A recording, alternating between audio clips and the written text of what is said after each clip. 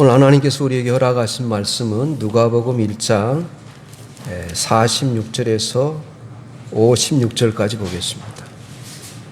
신약성경 87페이지입니다. 누가복음 1장 46절에서 56절 말씀입니다. 제가 한 절 읽고 여러분들이 한 절 읽겠습니다. 56절 마지막 절은 같이 읽겠습니다. 누가복음 1장 46절에서 56절 말씀입니다. 하나님의 말씀입니다. 마리아가 가로되 내 영혼이 주를 찬양하며 그 여종의 비천함을 돌보셨음이라. 보라 이제 후로는 만세의 날을 복이 있다 일컬으리로다.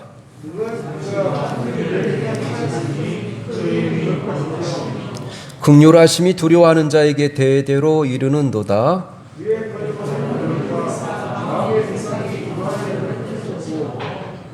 권세 있는 자를 그 위에서 내리치셨으며 비천한 자를 높이셨고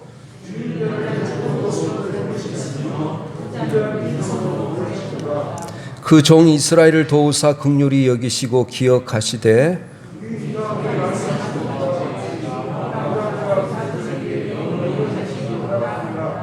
마리아가 석 달쯤 함께 있다가 집으로 돌아가니라. 아멘. 네, 여기까지 보겠습니다. 네, 사랑합니다. 네, 축복합니다. 네. 마리아의 찬양이란 제목으로 우리가 찬양에 관해서 하나님의 말씀을 살펴보려고 합니다. 오늘 본문은 마리아의 찬가입니다. 마리아의 찬양입니다. 스탠리 존스라는 기독교 작가는 오늘 본문을 가리켜서 이 세상에서 가장 혁명적인 문서라 이렇게 말했습니다. 이 마리아를 통해서 그는 세 가지 혁명을 이야기합니다. 하나님은 51절에 말씀하신 것처럼 생각이 교만한 자를 흩으셨다. 흩으신다. 이것은 도덕적인 혁명이라고 해석합니다. 기독교는 교만을 없애는 것입니다. 왜 그럴까요? 사람들이 그리스도의 생을 본받아 살게 되면 그의 교만이 마지막 가면까지도 벗겨버리기 때문입니다. 주님은 끝까지 겸손한 분이셨습니다. 그는 창조주이시며 하나님 아버지와 동등한 능력을 권세를 가지고 있으면서도 하늘 보좌를 떠나 이 땅에 가장 낮고 낮은 모습으로 오셨습니다. 온 세상을 창조하시고 다스리시는 왕이면서도 섬기는 왕으로 오셨기 때문입니다. 사도 바울은 이 주님의 생애를 빌립보서 2장 6절에서 8절까지 이렇게 선포합니다. 여러분, 그리스도 예수의 마음을 품으십시오. 그는 하나님의 모습을 지니셨으나 하나님과 동등함을 당연하게 생각하지 않으시고 오히려 자기를 비워서 종의 모습으로 취하시고 사람이 되셨습니다. 그는 사람의 모양으로 나타나시고 자기를 낮추시고 죽기까지 순종하셨으니 곧 십자가에 죽기까지 하셨습니다. 그러므로 여러분, 하나님의 모든 은혜와 성령의 역사는 참으로 그분에게 겸손하게 엎드리는 자에 임하게 되어 있어요. 말씀에서 하나님의 음성을 듣고 싶고 하나님의 비밀한 뜻을 알고 싶고 그런 사람은 철저히 사무엘처럼 주여 말씀하옵소서 종이 듣겠나이다 자세를 가지고 하나님의 말씀을 듣고 이런 태도를 가지고 주의 말씀을 보는 자만이 하나님의 은혜가 임한다는 사실을 기억하시고 항상 주 앞에서 자신을 낮추시기를 예수님의 이름으로 권면합니다. 마리아는 또 권세 있는 자들을 하나님이 낮추시고 비천한 자를 높이신다고 하나님을 찬양하고 있어요. 이것은 일종의 사회적인 혁명이라 이렇게 말합니다. 또 하나님은 줄인 자를 배부르시고 부자를 빈손으로 돌려보낸다는 말은 경제적인 혁명이다 이렇게 이야기합니다. 그래서 여러분 엄격한 신분 제도가 실시되고 있는 인도나 동남아시아, 또 국가가 모든 사회와 경제를 그리고 모든 체제를 여러분 통제하는 공산주의 나라에서는 기독교를 받아들일 수 없어요. 마리아의 찬송 중에는 참으로 아름다운 측면이 있지만 그 아름다움에는 일종의 다이나마트와 같은 이러한 것들이 내포되어 있다고 여러분 바클레이 성경의 주석가는 해석하고 있습니다. 하나님과의 관계에서 하나님이 우리에게 주시는 말씀이 있고 우리가 하나님께 올려드리는 찬송과 기도가 있습니다. 기도가 하나님께 드리는 고백이라면 찬송은 모든 사람이 다 들을 수 있도록 하나님의 은혜를 선포하는 거예요. 하나님의 능력과 하나님의 위대함을 선포하는 것입니다. 인간이 할 수 있는 것 중에 가장 위대한 것이 있다면 우리가 믿는 하나님을 찬양하고 선포하는 거예요. 그래서 기독교의 가장 놀라운 특징 중에 하나는 찬송에 있습니다. 만일 우리의 신앙이 이 찬송을 빼버린다면 우리는 가장 큰 능력을 잃어버릴 것입니다. 우리가 찬송을 부르면 마음속에 있는 모든 두려움이 사라지고 우리를 대적하는 세력들이 우리를 두려워하기 시작합니다. 어느 한순간 그래서 성령이 내게 충만히 임하게 되면 불안과 두려움이 다 사라지고 뜨거운 확신이 넘칠 때 이미 자신의 승리를 믿고 하나님을 찬양하는 거예요. 이때 두려워하고 절망하던 내 영혼에 하나님의 은혜와 축복이 가득 차게 되고 우리 몸은 이 세상에 있지만 우리 영혼은 그 순간 이미 하나님의 영광 중에 하나님을 만나고 있는 것입니다. 그래서 우리가 하나님을 찬송하는 것, 그래서 더 많이 할 수 있으면 하나님을 진심으로 찬양하는 것, 우리 성도들에게 가장 하나님의 능력을 받을 수 있는 큰 비결이라는 사실을 잊지 마시기를 예수님의 이름으로 응원합니다. 이 글이 마리아의 찬송에 그대로 드러났어요. 본문은 마리아의 찬가입니다. 여러분, 바하는 우리가 음악의 아버지라고 그러는데 바하가 유명하게 된 것은 이 본문을 그대로 마리아의 찬가를 작곡해서 여러분 유명해졌어요. 이 본문 그대로를 여러분 음표로 옮겨서 여러분 불렀던 것이 마리아의 찬가. 천주교에서는 가장 유명한 노래 중에 하나죠. 마리아가 본문에 보면 그의 친척 엘리사벳을 만나기까지 두려움과 불안 가운데 있었어요. 아무리 믿음이 좋은 연인이라 할지라도 이 처녀의 상태로 임신을 한다는 것은 그녀를 심히 두렵고 불안하게 했습니다. 그러다가 엘리사벳을 찾아가서 그녀가 위로와 축복이 담긴 이 애언의 말씀을 들었을 때 마리아의 마음속에는 모든 두려움과 염려가 다 사라지고 성령의 능력으로 하나님을 찬양하게 된 내용이 오늘 본문이에요. 이 마리아의 찬송을 우리가 분석해 보면 먼저 왜 그녀가 찬송을 부르는지 이유를 이야기합니다. 그리고 찬송은 철저히 하나님을 높이는 것임을 보여줍니다. 또 이 찬송의 내용이 무엇인가를 밝히고 있습니다. 그렇다면 오늘 마리아가 하나님을 찬송하는 이유가 무엇이었을까요?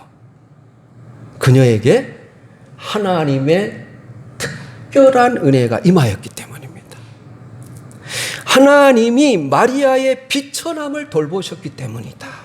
이렇게 46절에서 48절에 이야기합니다. 마리아가 이르되 내 영혼이 주를 찬양하며 내 마음이 하나님 내 구주를 기뻐하였음은 그 여종의 비천함을 돌보셨습니다. 보라 이제 후로는 만세의 날을 복이 있다 일컬으리로다. 이렇게 말해요. 하나님이 자기의 비천함을 돌보셨기 때문이라. 하나님의 큰 은혜를 입었기 때문이라는 거예요. 여러분, 마리아는 천사 가브리엘의 방문을 받았어요. 그로부터 놀라운 소식을 듣습니다. 자신이 아기를 갖게 될 것이라는 소식이었습니다. 그런데 이 아기는 보통 아기가 아니었습니다. 그가 낳을 아기는 지극히 높으신 이의 아들이라는 거예요.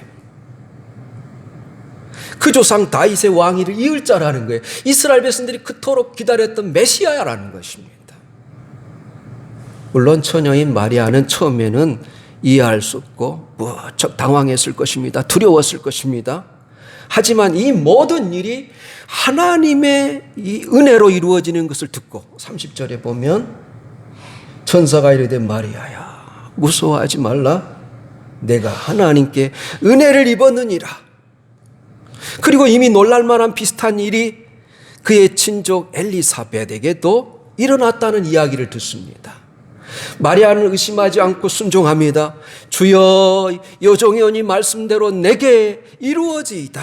38절에 이 모든 두려움 속에서도 하나님의 그 놀라운 소식을 받아들이는 거예요. 하나님의 거룩한 뜻을 받아들이고 자신의 운명을 하나님께 온전히 위탁했습니다. 그 순간 모든 걱정과 염려가 사라지고 무한한 기쁨으로 그의 마음이 충만해집니다. 그리고 곧바로 친척 엘리사벳을 찾아가는데 마리아가 엘리사벳 집에 들어섰을 때부터 놀라운 일이 일어나요. 엘리사벳 태중에 있는 아이 세례 요한이 예수님이 마리아 뱃속에 있는데도 알아보고는 태중에서 뛰놀며 기뻐합니다. 이때 엘리사벳이 45절에 이렇게 말해요. 주께서 하신 말씀이 반드시 이루어지리라고 믿는 그 여자에게 복이 있도다. 이렇게 말해요. 여러분, 주님의 말씀이 그대로 이루어질 것이라는 이 믿음을 가진 자가 복이 있다는 거예요. 믿습니까? 네. 우리에게도 이러한 믿음을 가질 수 있기를 예수님의 이름으로 권면합니다. 믿음. 하나님의 말씀이 반드시 이루어지라고 믿는 그 여자에게 복이 있도다. 굉장히 놀라운 말씀이에요. 이런 과정에서 이루어진 과정을 생각해 보면서 마리아가 내 마음이 하나님 내 구주를 찬양하며 하면서 찬양을 시작하는 거예요. 마리아는 측량할 수 없는 기쁨과 감격으로 크게 하나님을 찬양합니다. 나는 기쁩니다. 나는 복된 자입니다. 모든 사람이 다 대대로 나를 복된 자라 할 것입니다. 내가 기쁠 뿐만 아니라 후대에 많은 사람들이 나를 복되다 할 것이라고 미래에 이루어질 일을 바라보면서 참 감격으로 하나님을 찬양하는 거예요. 현재 그녀의 모습은 비천난 계집종이라고 고백할 만큼 갈릴리의 보잘것없는 한 여인에 불과했습니다. 그의 남편은 모든 사람들이 무시를 하는 목수였어요. 그러나 그 마음에는 엄청난 기쁨이 있었어요. 왜요? 메시아를 잉태했기 때문에. 여러분은 이런 기쁨을 느껴보셨습니까? 마리아가 아기 예수를 잉태하고 나는 기쁘다, 나는 복되다, 나는 만세의 복되다 하리라. 바로 여기에 그리스도인의 기쁨이 있습니다. 오직 그리스도로 말미암아 그리스도께서 나를 구원하시고 구속해 주시고 또 내 마음에 계신 것으로 인하여 여러분 그 구체적인 감격으로 살아가는 것이 그리스도인이 가져야 할 기쁨이라는 거예요. 우리는 여기서 마리아가 자신이 받은 은혜에 감격하여 찬양하는 것을 볼 수 있습니다. 마리아가 감당하게 된 일은 아무도 감당할 수 있는 일이 아니었어요. 우리가 마리아의 순종을 크게 생각하는 것은 그녀의 순종이 쉬운 일이 아니었기 때문입니다. 그런데 이런 순종이 이루어진 동기는 지금 자신에게 이루어지는 일이 전적으로 하나님의 인도하심에 의한 것이란 점을 깨달았기 때문에, 따라서 그녀의 순종 자체도 하나님이 주신 은혜 때문이었습니다. 여러분 생각해 보세요. 자신의 태를 통해서 세상을 구원할 구세주가 오신다는 그 은혜가 여러분 얼마나 놀랐겠어요. 감당하기 어려운 일이지만 하나님께서 구세주를 보내시는 통로로 자신을 선택하신 게 그저 감사할 뿐입니다. 이런 놀라운 일을 받아들일 수 있게 하시려고 하나님은 주변의 모든 상황을 만들어 가시는 거예요. 엘리사벳으로, 늙은 엘리사벳으로, 여러분 아기를 낳을 수 없는 엘리사벳으로 노년에 잉태하게 하신 은혜를 하나님이 주십니다. 천사 가브리엘을 통해서 전해준 소식을 한날 이 100일명 같은 이야기로 받아들일 수 있지만 하나님의 뜻이 마리아를 통해서 이루어질 것이라는 것을 마리아는 믿었어요. 하나님의 뜻에 합당하지 않다면 하나님은 다시 거두어 갈 수 있습니다. 그런데 마리아가 하나님의 말씀에 반응하는 거예요. 믿음으로 받아들이는 거예요. 그리고 자신으로 하여금 믿게끔 세밀하게 모든 주변의 상황을 준비하게 하신 하나님에 대해서 놀라지 않을 수 없었습니다.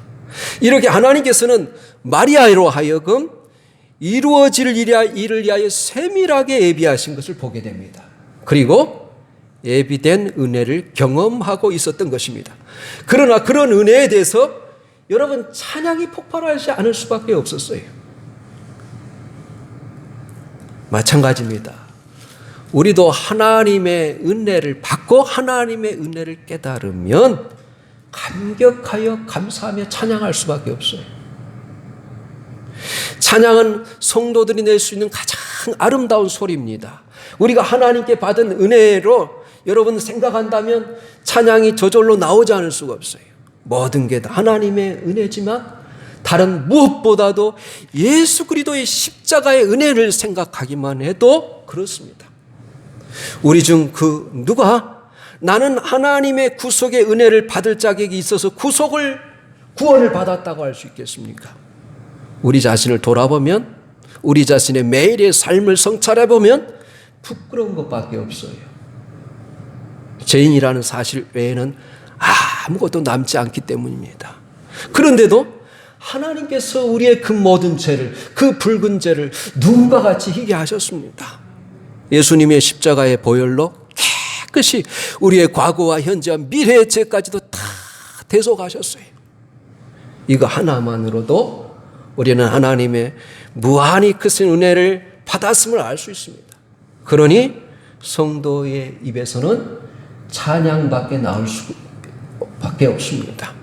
사랑하는 여러분, 무언가 내 삶이 허전하고 굉장히 건조해졌다고 느낀다면 받은 은혜를 생각해 보십시오. 그러면 하나님께서 이미 주신 은혜가 너무 커서 눈물을 흘리게 될 것입니다. 찬양이 나올 수밖에 없습니다. 은혜를 입은 것을 알고 깨달은 사람만이 찬양하지 않을 수 없기 때문이라는 거예요. 마리아는 이 큰 은혜를 입었기 때문에 찬양할 수밖에 없었다는 것입니다.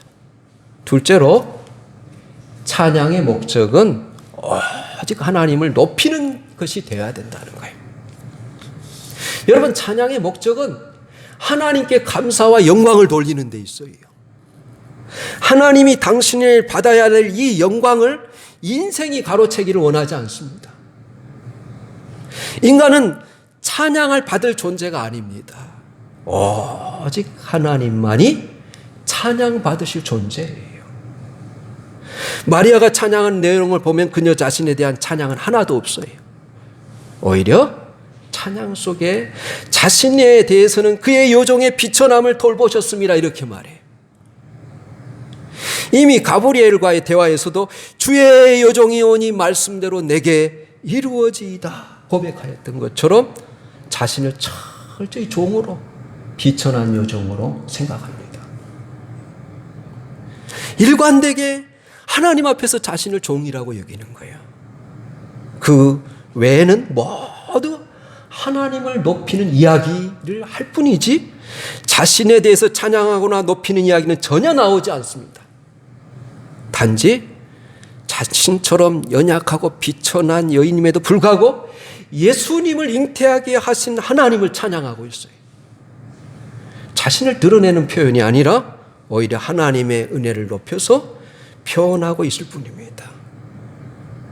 찬양하는 사람, 찬양을 인도하는 사람이 가장 조심해야 될 것이 뭐냐? 여러분, 철저히 하나님을 높이는 거예요. 이 부분에 대해서 천주교는 다르게 해석해요.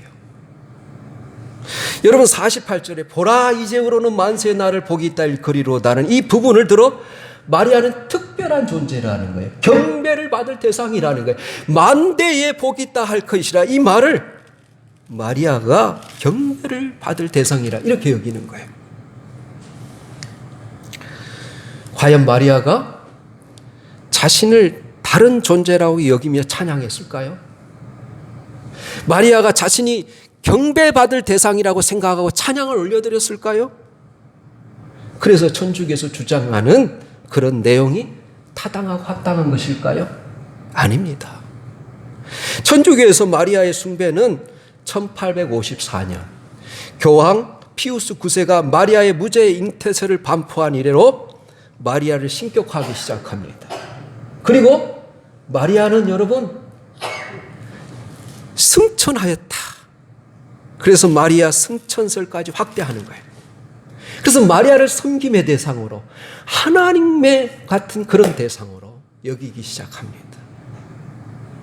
우리가 분명히 알아야 할 것이 있습니다. 찬양의 목적은 오직 하나예요.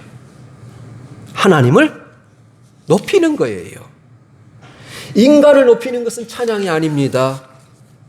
그래서 여러분 우리가 94장 주 예수보다도 귀한 것은 없네.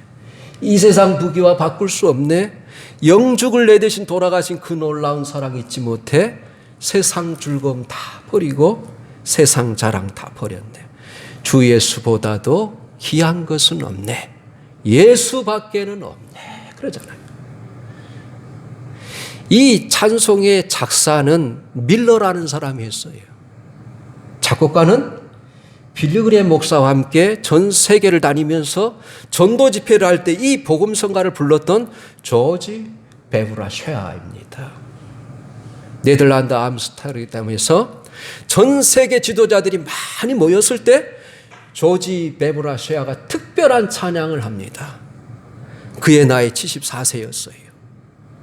찬양이 끝나자 장내에 수많은 사람들이 끝없는 기립박수를 보냅니다.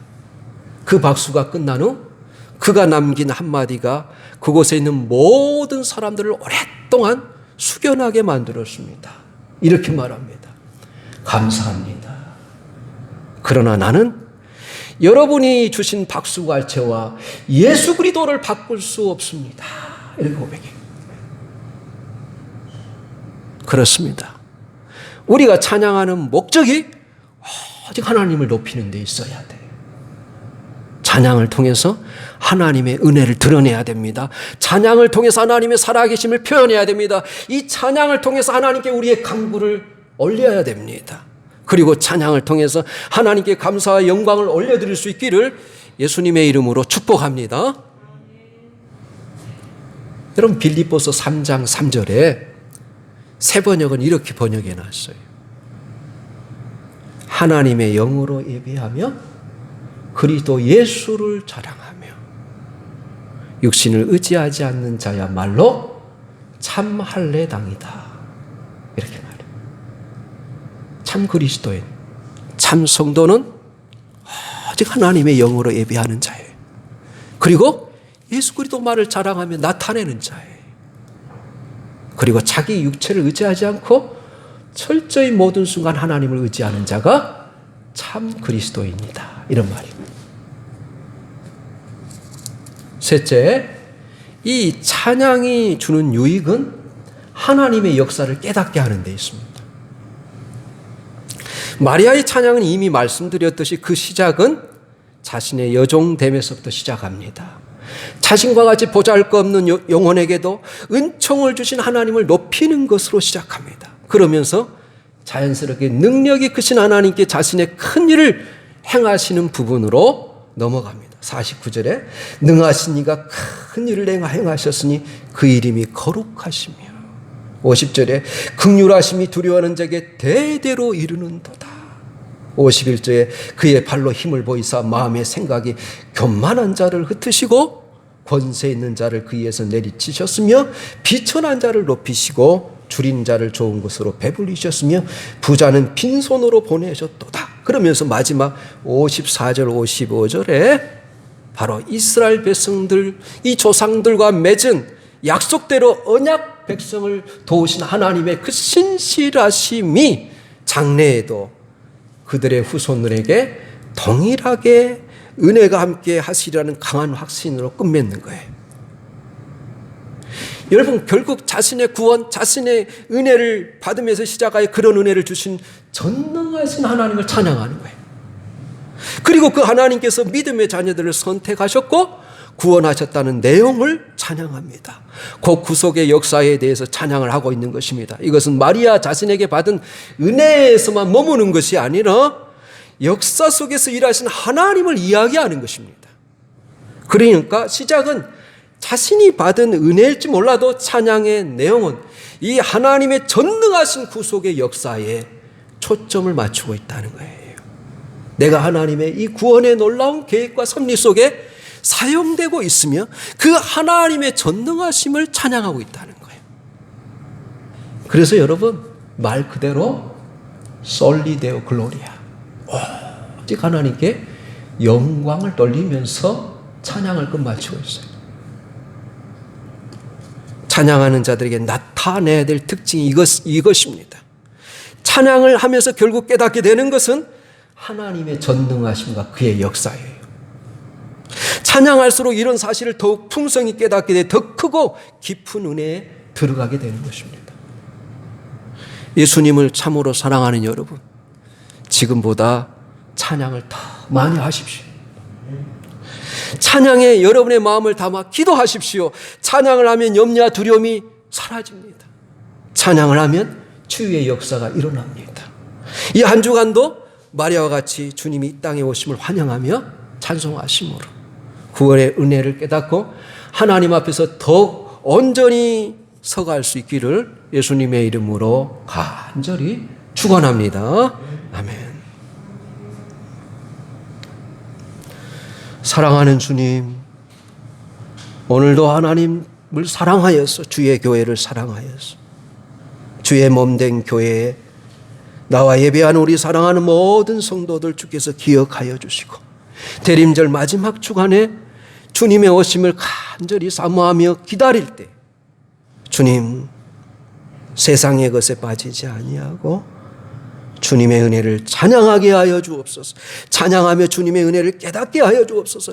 구원받은 감격과 기쁨이 임하게 하여 주시옵소서.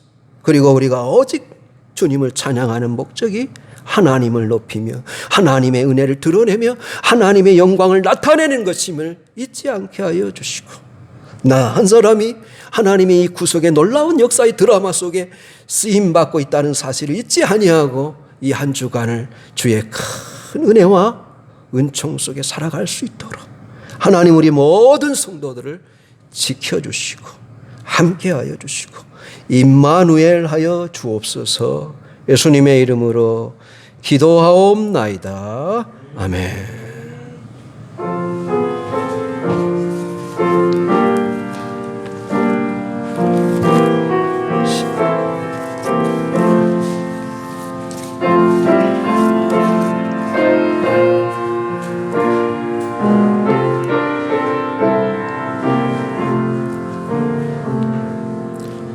귀중한 복